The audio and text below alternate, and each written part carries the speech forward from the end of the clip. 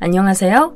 오늘은 사연자분이 동서분과 있었던 기막힌 사연을 준비했는데요. 가족이지만 동서 사이는 참 어려운 사이죠. 그런 만큼 서로 예의와 존중이 필요할 것 같은데요. 싸가지 없는 손이 동서에게 사연자가 어떤 사이다를 선사해 줬을지 함께 사연 속으로 출발해 볼까요? 저는 톡톡사연 박주환입니다.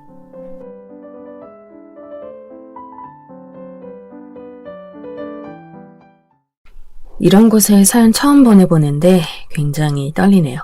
제 이야기가 두서가 없어도 이해 부탁드립니다. 반갑습니다, 여러분. 저는 대한민국의 구급 공무원이자 가정을 가진 유부녀입니다. 오늘 제가 얼굴모를 여러분에게 털어놓고 싶은 이야기는 바로 제 윗동서에 대한 이야기입니다. 결혼이라는 것이 일륜지대사라고들 하잖아요. 저는 결혼을 해보고서야 그 말뜻을 알 수 있었어요. 단순히 남편과 제 사이만 생각하면 되는 것이 아니라 새로운 가족들이 생기고 새로운 관계가 만들어지는 인생의 정말 큰일이란 것을 깨닫게 되었습니다. 저에게는 그 중에서도 가장 힘든 새로운 관계가 있었는데요. 바로 제가 형님이라고 불러야 하는 사람, 바로 제 남편의 형의 부인이었습니다. 저는 평범한 집안에서 자라 대학 역시 성적에 맞춰 제가 살던 지역의 공립대를 진학했고 그 대학을 다니다 제 친한 친구의 지인이었던 지금의 남편을 만났어요. 22살 때부터 만나기 시작해 5년을 연애하고 27살에 결혼했죠.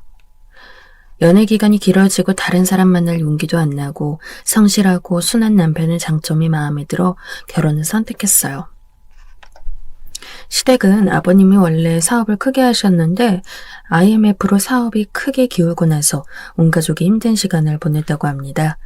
그러다가 남편의 형이 용산에서 컴퓨터 관련 사업을 하다가 게임 CD 수입해오는 일을 하게 되었는데 그 사업이 번창해 형의 재산이 급격히 늘면서 형이 자수성가하게 되었죠.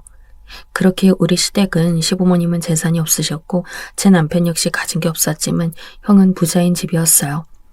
아주버님은 부모님과 동생인 제 남편을 살뜰히 챙겨주었죠. 저희가 결혼할 때도 집을 구하는 전세금의 대부분을 형이 보태주었고 또 차도 한 대 사주셨습니다.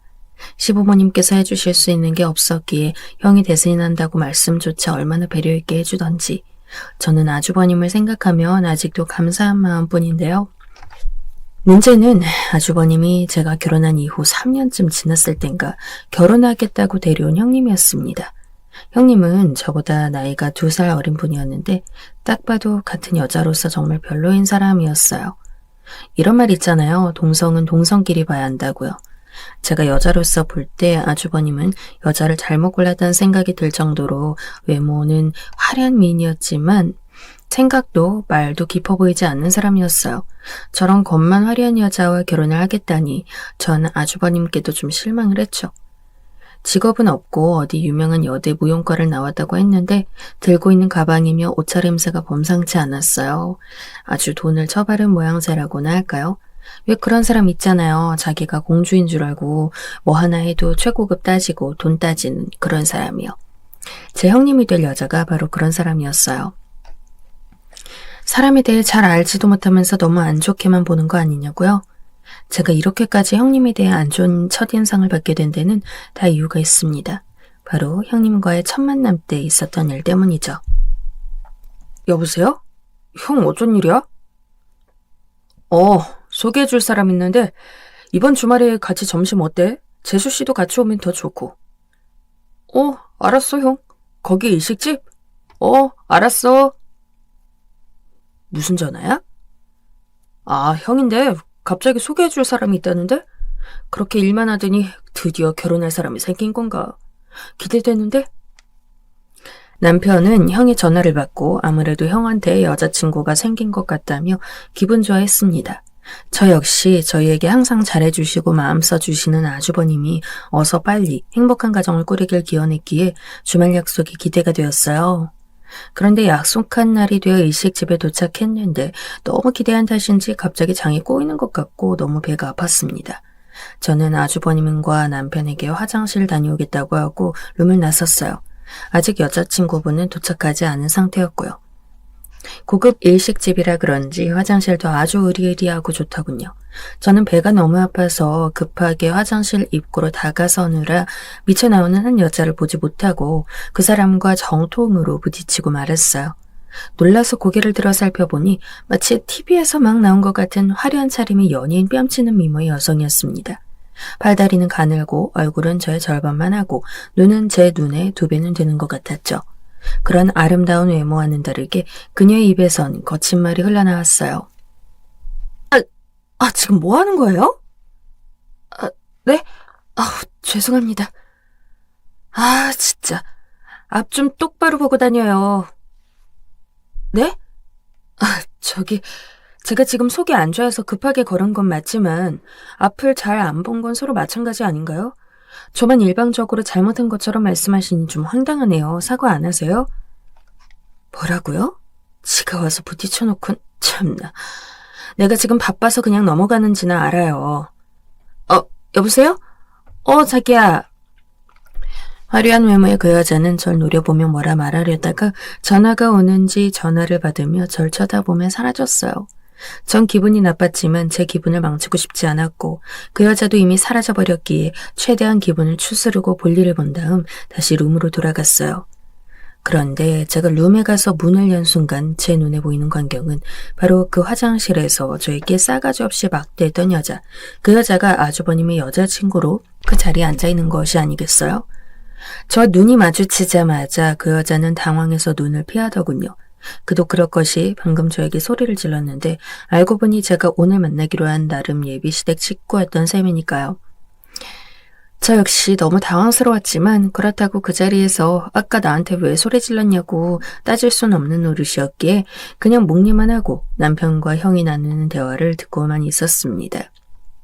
두 사람은 신이 나서 어떻게 형수님 만났느냐, 너무 아름다우시다부터 시작해서 어린 시절 이야기까지 하며 즐겁게 밥을 먹었어요.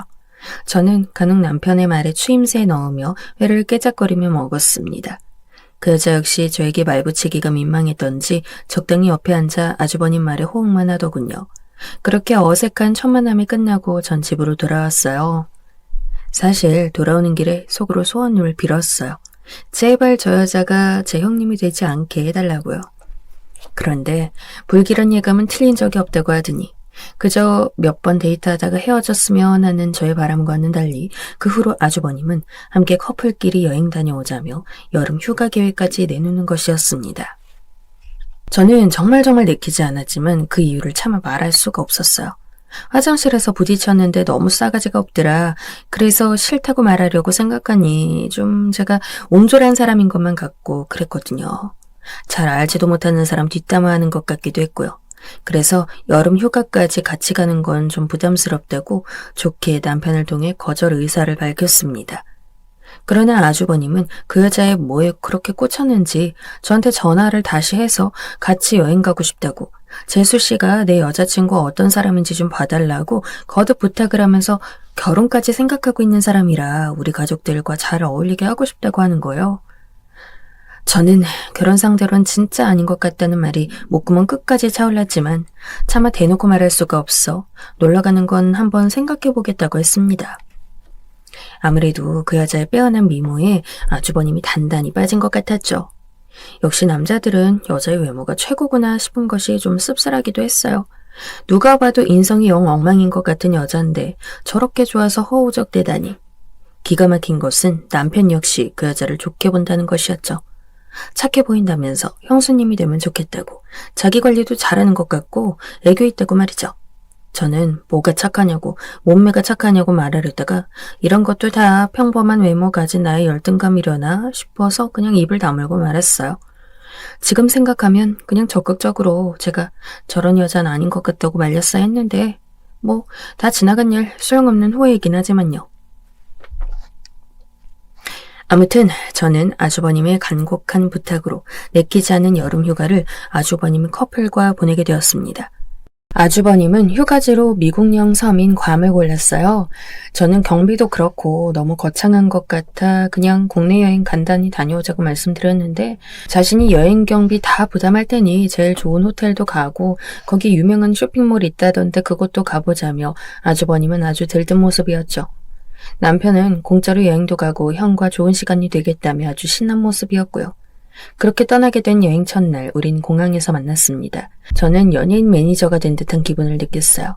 그도 그럴 것이 어딜 가든 그 여자가 걸어올 때마다 사람들의 시선이 꽂혔습니다. 늘씬한 몸에 화려한 무늬 나시 원피스를 입고 선글라스를 낀 채로 다가선 그 여자는 저를 보고 싱긋 미소를 짓더군요. 그런데 그 선글라스 안에 있는 눈동자가 뭔가 저를 아래 위로 훑으며 비웃고 있다는 느낌을 전 받았어요. 평범한 몸매에 반팔티에 청바지 차림새의 저는 순간 모욕을 당한 것 같은 느낌을 받으며 귓불이 화끈거렸어요. 그렇지만 대놓고 그 여자가 절 비꼰 것도 아니고 그저 미소를 지었던 것이라 뭐라 말하긴 애매했죠. 그런 미묘한 불쾌한 느낌들이 여행 내내 이어졌어요. 그 여자는 저에게 가끔 한두 마디 말을 걸었는데 대부분 자신을 자랑하는 말들이었습니다. 머릿속에 온통 자기 자신밖에 없는 공주병 환자 같은 사람이었어요. 모든 대화는 자신 중심이었죠. 사람들이 왜 이렇게 날 쳐다보는지 알아요? 네? 미국 애들도 잘생기고 예쁜 건 기가 막히게 알거든. 내가 동양인이라도 외모가 예뻐서 계속 날 보는 거죠. 그런 거 같죠? 아, 네. 은영 씨는 선탠하신 거예요? 원래 피부가 그렇게 까매요? 예? 아, 네, 하얀 편은 아니죠. 여기 미국인들이 은영 씨 동남아인이라고 생각하는 거 아니에요? 이런 식의 묘하게 기분 나쁜 대화들이 이어졌어요. 뭐라고 딱 꼬집어 날 공격했다고 할 순 없지만 기분 나쁜 말들. 전 나중에는 거의 입 닫은 채 구경하고 음식을 먹는 데 집중했습니다. 저한텐 그렇게 대하면서도 그 여자는 남친인 아주버님한텐 아주 입안이 혀처럼 다정하고 애교 많은 모습으로 대하더군요. 아주 고분고분하고 유순하기가 그지없었어요. 한마디로 가정스럽다고나 할까요? 저는 애교가 없고 솔직한 성격이라 남편이 당신하고는 끈끈한 전우애로 산다고 농담할 정도였는데 아주 그 여자는 천상 여자란 느낌이 팍팍 들 정도로 가녀리고 여성스럽게 아주버님을 구워 삼더군요. 그 모습만 보면 도저히 그때 화장실에서 나한테 소리 지르던 그 싸가지 없는 모습을 떠올릴 수 없는 지경이었습니다. 그리고 괌 여행의 마지막 날 최악의 사건이 그 여자와 저 사이에 일어났어요.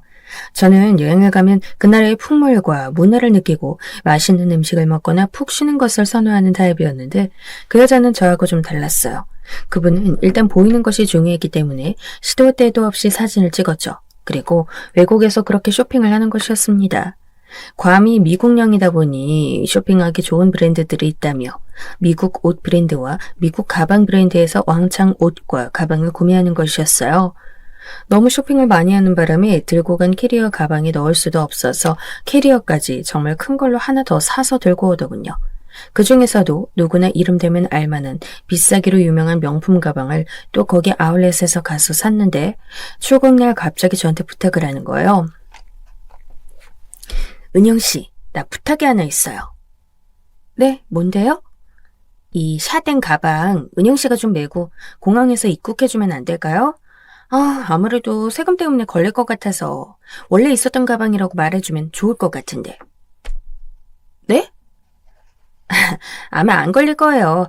근데 내가 혹시나 해서 원래 친구들하고 가면 친구들이 해주는데 일행 중에 여자가 은영씨 뿐이니 어쩔 수가 없네요. 그러면서 그 여자는 저에게 그 가방을 덥석 넘겨주는 거예요. 저는 외국에서 쇼핑해 본 적이 거의 없었기 때문에 입국할 때 금액 제한이 있다는 것이며 혹시 걸리게 되면 괘씸죄까지 쳐서 돈을 물어야 한다는 것을 아예 몰랐어요. 그래서 얼떨결에 그 부탁을 받아들이고 말았습니다. 그런데 너무 제 옷차림과 가방이 안 어울려서일까요? 아니면 가방 자체가 비싸기로 유명한 브랜드라 튀어서일까요? 저는 단박에 인천공항에서 걸리고 말았어요. 그래서 너무 당황스러운 나머지 어리버리하게 행동해서 엄청 마음고생했죠. 사소한 법도 어겨본 적 없던 저였기에 공항에서 절 붙잡고 말하는 세관 공무원들도 무섭고 다른 사람들이 다 저를 범법자처럼 쳐다보는데 너무 기분이 좋지 않았어요. 이렇게 되어버리자 괜찮을 거라던 그 여자는 자신은 상관없다는 듯 나몰라라 하며 뒤로 빠져서 아주버님 옷깃을 잡고 어떻게 하며 귀여운 척만 하고 있더군요. 그렇게 제가 고초를 겪고 정말 마음고생하고 겨우 집에 돌아온 날 저는 화장실 거울 속에 제 모습 보면서 얼마나 울었는지 몰라요. 바보같이 왜 그랬냐고요? 모르겠습니다. 그냥 그날에 제가 너무 초라해 보였고 이런 요구가 뭔지도 몰랐고 거절도 못했던 것이 두고두고 마음의 상처로 남았던 것 같아요. 그 후로도 그분은 저에게 사과한 말씀 없었고 저 역시 최대한 마주치거나 말을 섞지 말자고 다짐한 터라 저는 대놓고 아주버님 여친을 피해 다녔어요. 정말이지 너무너무 지긋지긋했어요. 그러나 제 인생은 더 꼬여갈 조짐을 보였습니다. 기어코 아주버님이 그 여자와 결혼하겠다고 한 거죠. 제가 딱히 반대할 입장이 안 되기에 전 가만히 있었지만 정말 너무너무 싫었습니다. 그런 여자를 형님으로 모셔야 하다니. 아주버님의 결혼에 대해 저는 너무나 못마땅해서 남편에게 말도 해봤지만 남편은 그게 뭐가 어때서 그러냐는 반응이었죠. 자기 생각은 어때? 무슨 생각 말이야? 아니, 당신 형이, 그러니까 아주버님께서 결혼한다는 그 여자분 말이야. 좀 너무 속물 같고 치장이 유른하잖아. 아주버님하고 어울린다고 생각해? 뭐 외모가 워낙 뛰어나시니까 잘 가꾸고 싶어서 그런 거겠지. 뭘 또 그렇게까지 안 좋게 봐. 그때 공항에서 가방 사건 때문에 아직도 기분이 안 좋아? 그것도 그렇고 그냥 뒤로 호박씨 까는 타입 같아서 난 영 찜찜해. 형이 사업한 사람인데 그렇게 사람 보는 눈이 없으려고. 형이 흠뻑 빠져있는 것 같으니 그냥 우린 존중해줘야지 어쩌겠어. 당신도 앞으로 형님 될 뿐인데 안 좋게만 보지 말고 좋은 시선으로 좀 봐줘, 어? 남편은 그렇게 저에게 제가 예민할 수도 있다며 우리는 그저 아랫사람으로 기본 도리만 하고 살면 되니 크게 신경 쓰지 말라고 하더군요. 저도 어차피 세상 일이라는 게 제 맘대로 되는 것이 아니고 또 모든 사람이 다 제 마음에 들 수 없으니 이론적으로는 남편 말이 다 맞다는 것을 알았습니다. 마음에서 와닿지 않아 문제긴 했지만요. 이런 저의 마음과 상관없이 아주버님 커플은 성대하게 큰 호텔에서 결혼식을 올리고 부부가 되었어요. 그리고 그 여자는 저의 형님이 되었죠. 아주버님이 결혼하고 1, 2년 동안 저는 아예 형님과 대화 자체를 나누지 않으려 했기 때문에 기분 상할 일도 없었어요.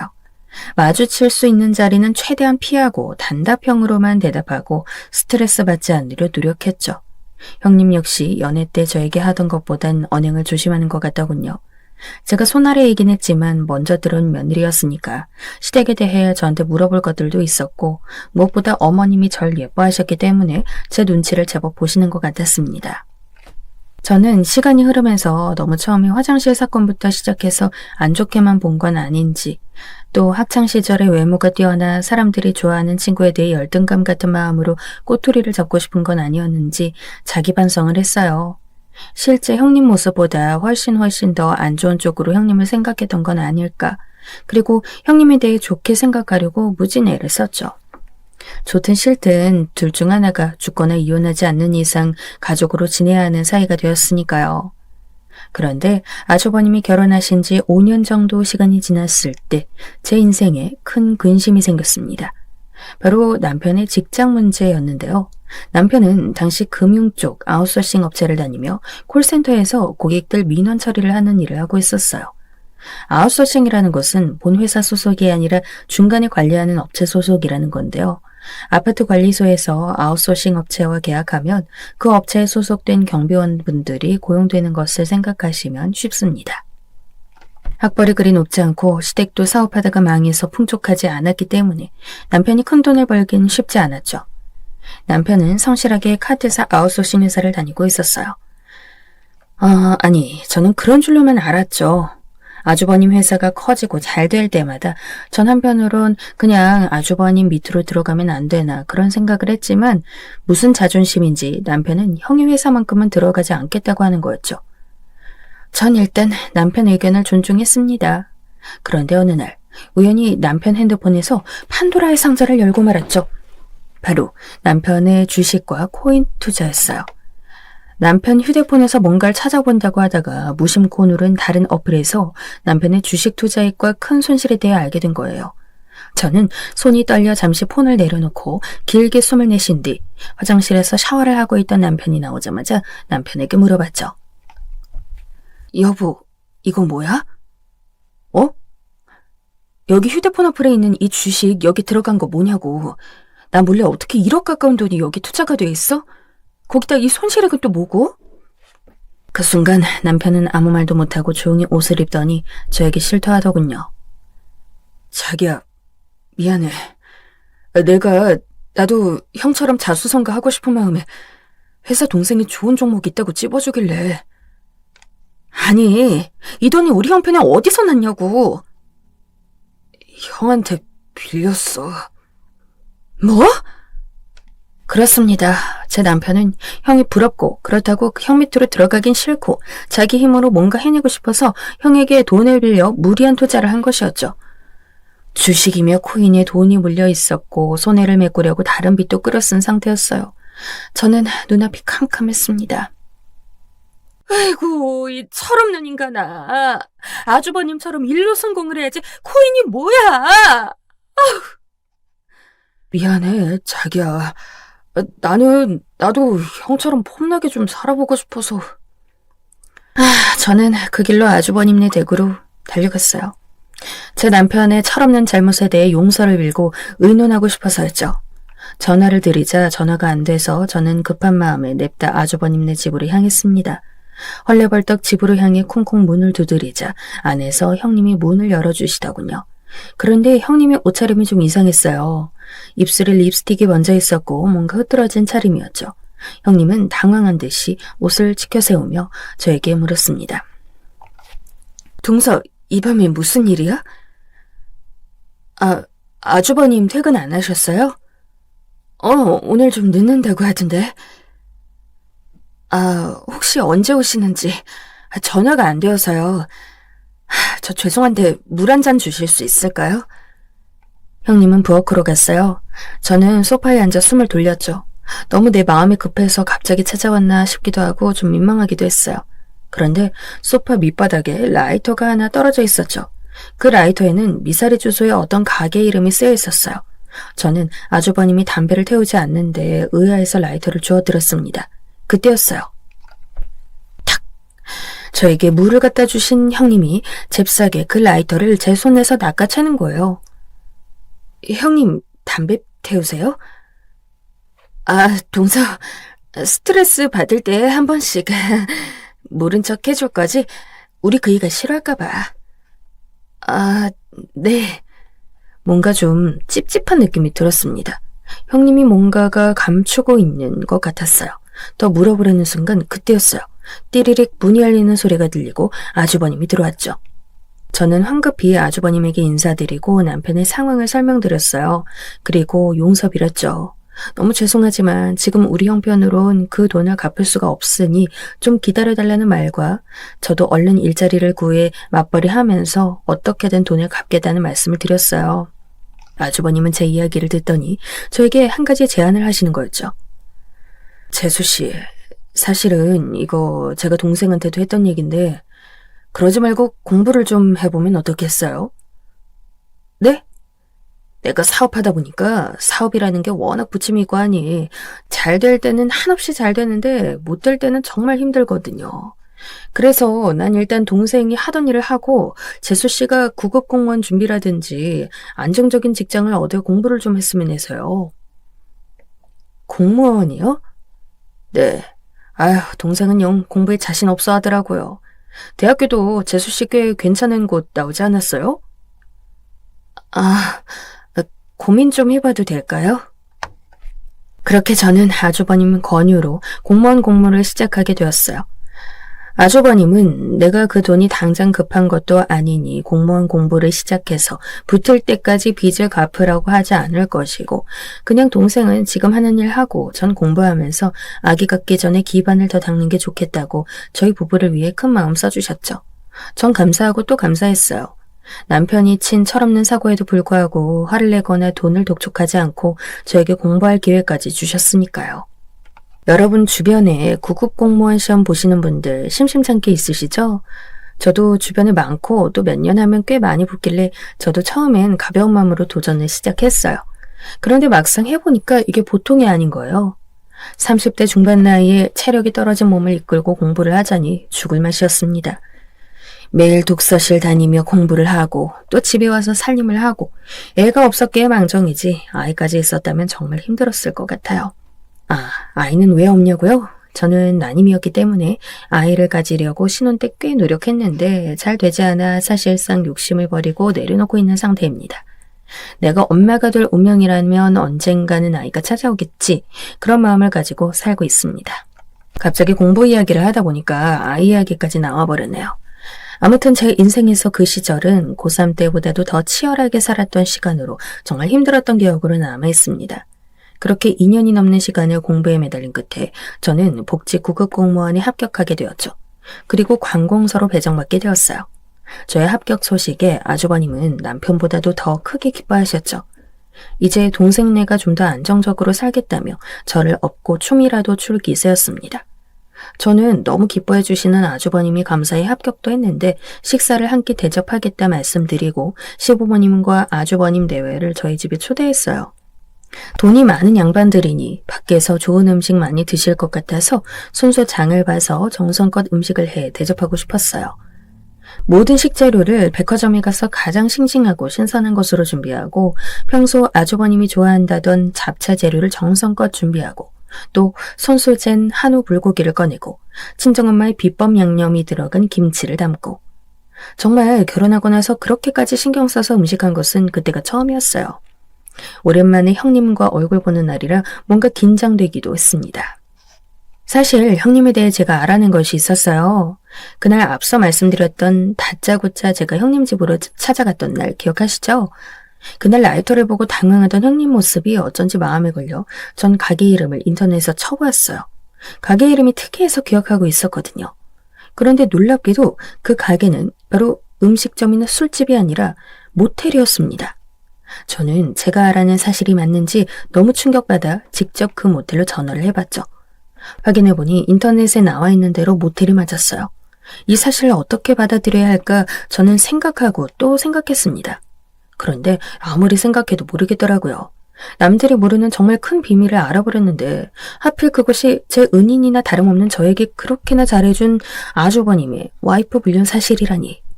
저는 너무 고민이 되어 주변 친구들에게 조언을 구해봤어요. 친구들은 반으로 의견이 나뉘더군요.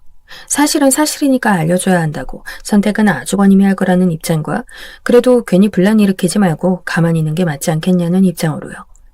가만히 있어도 형님이 바람 피우는 것이 사실이라면 결국 모든 진실이 밝혀지게 될 것인데 굳이 앞장서서 진실을 밝히네 어쩌네 하며 총대 메고 욕먹을 필요가 뭐가 있냐고요. 두 의견 다 그럴듯했습니다.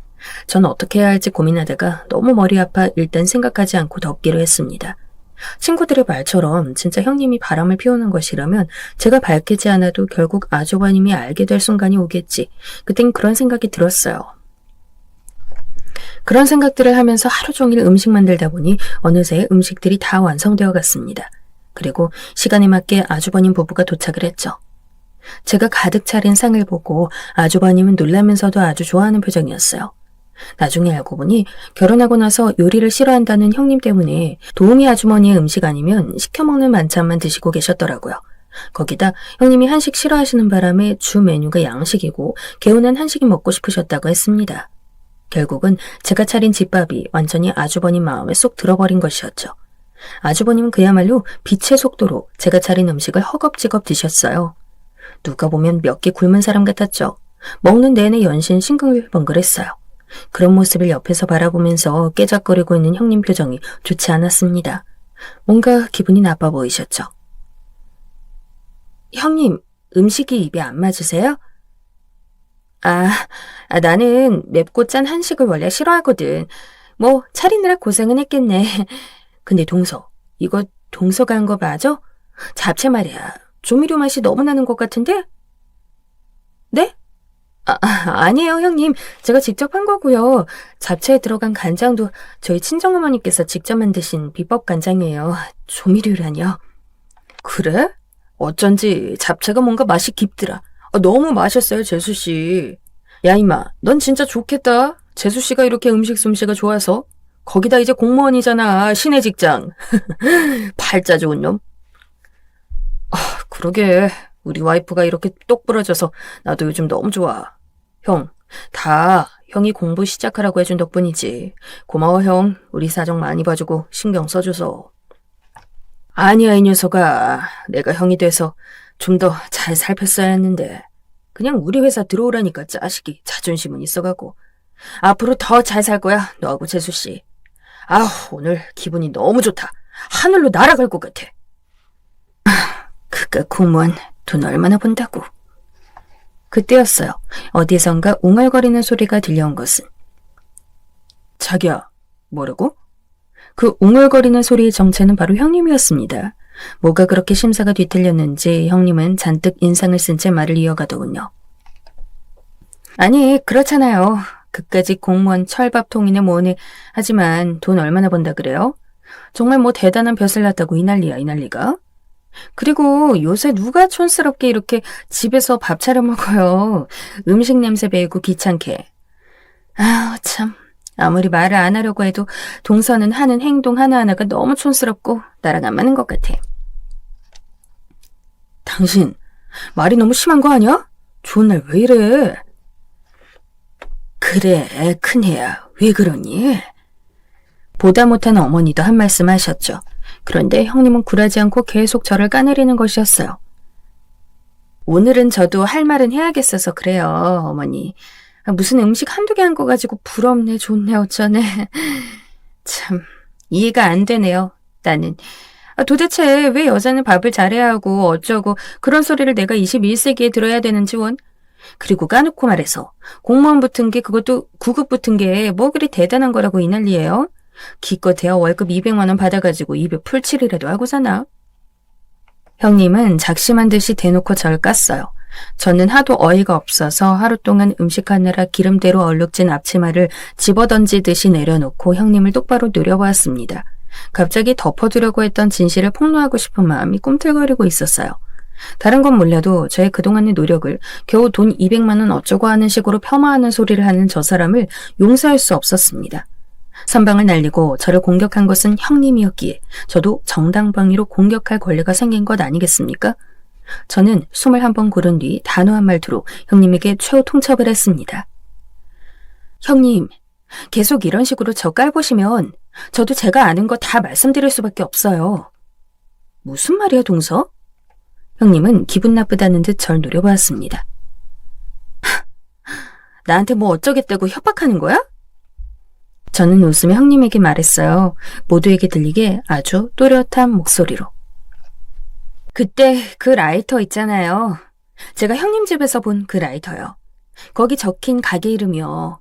거기 술집 아니고 미사리 모텔이던데? 아주버님은 아세요? 뭐? 무슨 말이에요, 재수씨 그게? 제가 저번에 남편 일 때문에 상의 드리러 찾아간 적 있었잖아요. 그때 제가 가게 상호가 적힌 라이터를 하나 봤는데 그게 글쎄 찾아보니까 그냥 음식점이나 술집이 아니고 모텔이더라고요, 아주버님. 미사리이던데 혹시 알고 계셨어요? 뭐라고요? 아주버님은 얼굴이 흑빛이 되어선 형님을 돌아보고 부모님 얼굴을 본 다음 황급히 형님의 손목을 잡아 끌고 일어나셨습니다. 재수씨, 일단 제가 오늘은 경황이 없어서 이 사람하고 일어나야겠습니다. 다음에 봐요. 야, 부모님 좀 대신 모셔다 드려라. 알았지? 형. 제가 힘들게 준비한 저녁 대접은 그야말로 아수라장이 되어 끝났죠. 시부모님도 몹시 당황하여 집으로 돌아가셨고 남편은 부모님을 모셔다 드리고 와선 저에게 화를 냈어요.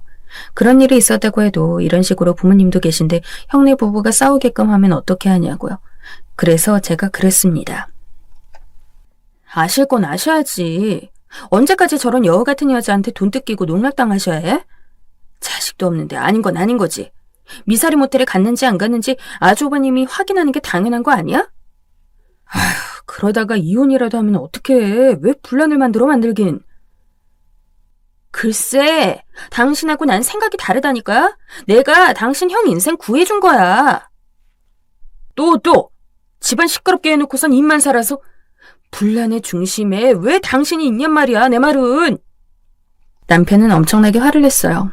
그래도 저는 꿋꿋하게 버텼습니다. 잘못을 했다면 대가를 받는 것이고 전 잘못한 게 없으니까요. 그냥 진실을 말했을 뿐이거든요. 제가 그렇게 우기자 남편도 포기했는지 며칠 화를 내더니 그냥 절 건드리지 않더군요. 그래서 결국 아주버님네는 어떻게 되었냐고요? 궁금하시죠? 그렇게 저의 통쾌한 폭로가 끝난 이후 결국 3개월 뒤 아주버님은 형님과 이혼 절차를 밟으셨습니다. 미사리 모텔에 대해 흥신소를 거쳐 알아보니 실제로 바람피운 정황이 드러났고 그것도 상대가 호스트바 출신의 제비인 것으로 밝혀져 아주버님은 완전 뒷목을 잡으셨다고 해요. 그 제비한테 심지어 선물 공세를 하고 아주버님이 준 돈을 많이도 갖다 바쳤다고 하더라고요. 정말 제가 알고 있었던 것은 빙산의 일각이었고 형님은 대단한 사람이었던 거죠. 상황이 그쯤 되자 시부모님께서도 더 이상 같이 살라고 말을 못하게 되었고요. 그나마 아이가 없었던 것이 천운이라고 온 가족이 말하게 되었습니다. 저 역시 아주버님의 남은 인생을 위해 필요한 일이라는 것을 또 한 번 느끼게 되었죠. 제가 그냥 덮어버렸다면 얼마나 아주버님이 나중에 큰 고통을 받으셨을까요? 저는 제가 그동안 느꼈던 촉이 틀리지 않았고 또 이제 그 여자를 보지 않게 되어 속이 후련했습니다. 비록 남편의 원망을 한 번씩 듣긴 하지만요. 남편은 아직도 술 한잔하면 집안을 시끄럽게 하고 기어이 형을 이혼시켰다며 저에게 뭐라고 해요. 저는 진실을 밝힌 게 뭐가 잘못이냐고 하죠.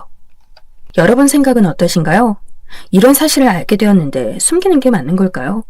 저는 어떤 상황에서도 결국 숨기고 있던 진실은 드러나게 된다고 생각하는 사람이라 저의 행동에 한 채 후회도 없습니다. 어쨌든 그런 일련의 과정을 거쳐 그 여자는 제 인생에서 사라졌습니다. 저는 공무원 생활을 하면서 남편과 함께 알뜰살뜰 재산을 모으며 지내고 있고 남편은 오랜 설득 끝에 아주버님이 회사로 들어갔어요. 그리고 한동안 상심해 있던 아주버님은 봉사활동 동아리에서 그야말로 선녀 같은 여자분을 만나 열애 중이십니다. 이번에야말로 아름다운 외모에 지성과 인품을 겸비한 형님이 생길 것 같아 저도 너무 만족스러워요. 흔히들 요새 잘하는 말 있잖아요. 똥차 가고 벤츠 온다고요. 딱 그렇게 된 셈이죠. 제가 오늘 들려드리고 싶었던 이야기는 여기까지입니다. 부디 더위에 지치셨을 여러분에게 힐링의 시간이 되었길 소망하면서 다음에는 더 즐겁고 재미있는 소식으로 사연을 보내봐야겠다는 생각이 드네요. 그럼 오늘 하루도 즐겁게 보내세요. 감사합니다.